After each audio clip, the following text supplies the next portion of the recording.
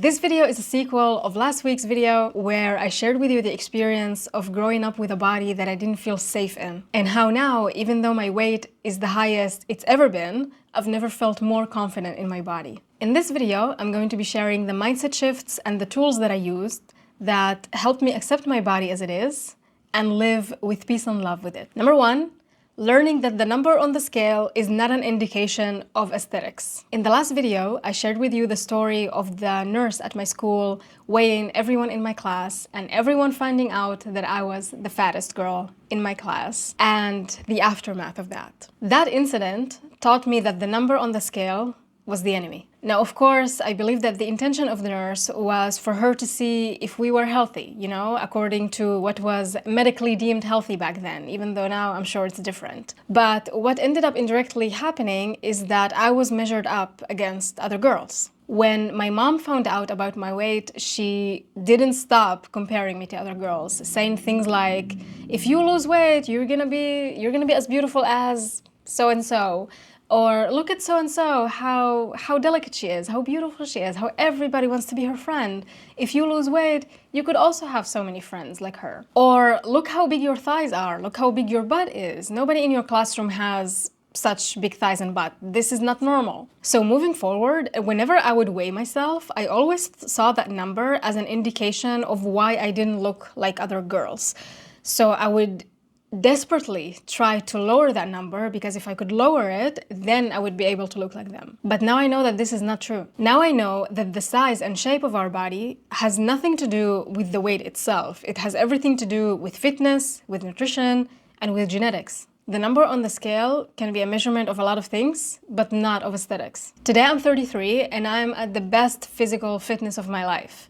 If I stand next to somebody who's a female and who is exactly my weight and height, but doesn't eat the way I do, doesn't work out the way I do, we're gonna look extremely different. And you know what? Even if she did eat and exercise the way I do, we did exactly the same exercises, ate the same calories, the same meals, all of that, we would still look different because genetics also plays a huge role in that. Number two, asking myself, being accepted by whom? Society seems to view our body to have one single purpose: being accepted. It constantly encourages us to change it and teaches us to never be satisfied with it. Because if we dare to love it and leave it as it is, then we would be left behind. At one point, I started asking myself, getting accepted into what and left behind by whom? When I was young, I wanted nothing more than to be accepted and loved by my mom and to fit into the popular girls group or be part of their clique, or any clique for that matter. But as I got older and I started gaining self-confidence and forming my own opinions and ideas about how I wanted to live my life and who I wanted to surround myself with, I started realizing that I didn't want to just fit into any group. And I started looking for people who value the same things I do. And the people that I seem to be attracted to the most, that I wanted to be a part of their community, are people who didn't bow to society's endless, shallow demands, and were more interested in enriching their minds than changing their looks. Number three, practicing gratitude for my body. If you take a moment and think about what it takes for your body to do even the most simplest of actions and even have thoughts, and from a thought to go to an action, you will realize that your body is a freaking miracle. It allows you to do all the things that you want to do, and when it cannot do them, it is able to learn how to do them so you can still do them. I live in an area where there's a lot of physiotherapy practices around, and I see my fair share of people who have some physical disability or have an injury, or just old people who are walking using canes or using somebody. Whenever I see one of them, I cannot help but feel gratitude for my body and what it allows me to do. And in those moments, I don't care about how I look like. I care about continuing supporting my body so we stay a team, so that when I get to the age of 80, I don't need the help of anybody just to be able to do the most basics of movements. There's a great saying that I heard once that goes something like, when you are healthy, you have many problems, but when you're sick, you have only one problem. That couldn't be more true. Please don't take your body for granted. Number four, I stopped looking for flaws. I noticed something interesting. The only times that I think about changing something in my body or my appearance is when I examine them in the mirror at length, fixating on what's wrong with them. If you look in the mirror long enough for your so-called flaws, you will find them. It happened to me, and it happened to the most beautiful person I've met in real life. A person who, wherever they would go, they will get compliments from every single person. That person looked in the mirror long enough, found many things that they weren't satisfied with, and they had operation to fix them. A couple of weeks ago, I found myself sucked into these flaw hunting sessions, and I was thinking about changing something in my features, and then I thought to myself, why do I want to do that? Like, why this even came up? And then I realized that society keeps sending me messages that it's more beautiful that way. And the more beautiful I am, the more chances I have of being accepted. So there it was. It once again came back to acceptance. And you know what? Even if it wasn't about acceptance, even if it's something that I wanted to do for me because I thought was beautiful, I refused to get sucked into that because I don't know where I would draw the line. I feel like there's always something to lift, something to fix, something to make bigger, something to make smaller. It's never ending.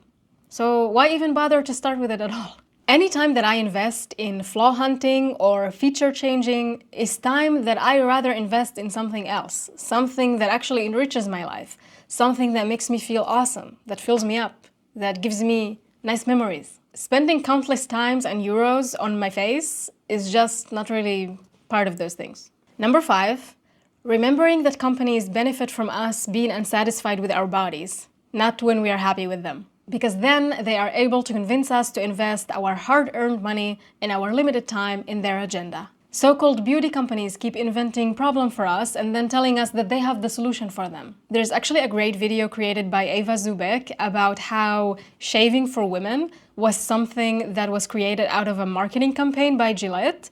It's really interesting to see that, just to see how these companies operate and how everything that we believe as women, the things that we should do, is actually birthed out of a marketing campaign to get us to buy more products. In that Gillette campaign, they were saying things along the lines of, if you don't shave, if you don't groom yourself, you will be inadequate for your husband. So if you want to be loved and valued, then you need to buy that razor. Which actually brings me to my next point, number 6. I don't want to be in a relationship or in a friendship that requires me to prove myself worthy for the other person. When I was young, I wanted nothing more than to be accepted by my mom, and I desperately tried to be skinny in order to get that acceptance. As children, it's natural that we want the acceptance of our caretakers because they are the only ones taking care of us. Without them, we cannot survive. But as I got older and I realized that I can actually take care of myself and that, unlike what I thought, there are people in the world who like me and accept me just the way I am,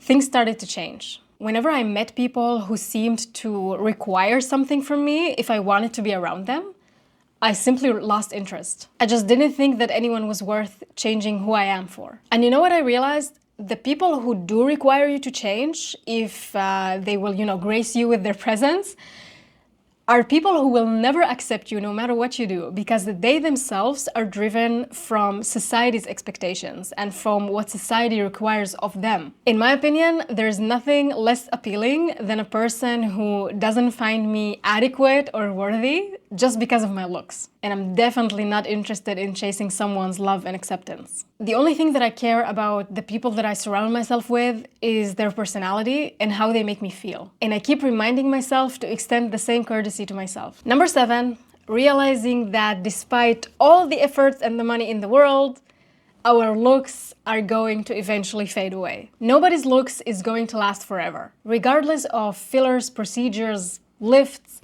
nature will always find a way to claim what belongs to it. So yeah, our faces and bodies are going to change. There's no getting around that, and I accept it. I accept aging as an inevitable thing that is going to happen as long as I keep living on this earth. The idea that people think that aging is wrong or try to paint it as something horrendous that needs to be feared is just absurd to me. I'd rather focus on things that I can do something about. My health, my fitness, my peace of mind. Even though, of course, nothing is guaranteed, I try to do my part in making my life the most enjoyable I can make it. And the last big realization that helped improve my body confidence is realizing that whenever I used to compare myself to other people and feel bad about myself, it wasn't actually about them.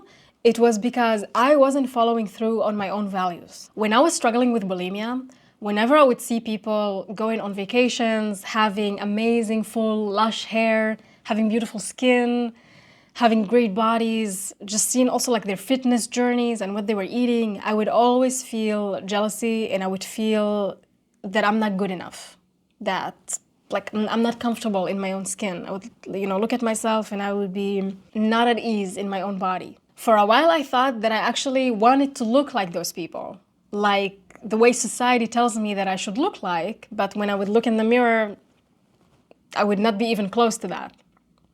But that wasn't it. I felt bad about myself because I would set goals, but I would not follow on any action. I cared about my health, but I was abusing my body with bulimia. I wanted to do something meaningful with my life, but I was wasting my time binging and purging and watching countless hours of TV. I was exhausted, depleted, and I was constantly ashamed of myself. And I was accusing the thing that I learned from childhood to accuse all of my problems on: my body. Nowadays, I take care of myself. I eat healthy, I work out regularly, and I try my best to take action in the way that reflects my values and the person that I want to be. So whenever I get triggered by someone whose appearance would have probably sent me on a comparison loop in the past, I just remind myself that the only thing that I care about is living by my own values and making sure that I'm doing good by myself. And that I am doing. And since I have no idea what a random person's values are, comparing myself to them is kind of futile. If you're ready to feel confident and at ease in your body, I'm teaching a workshop on the 28th of March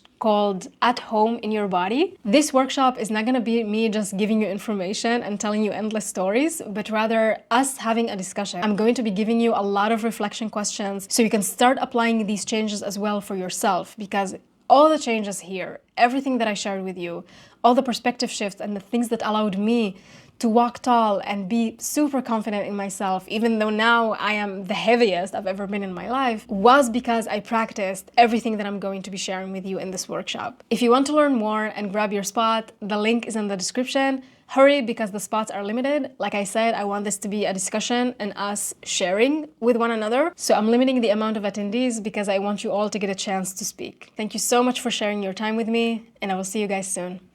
Bye.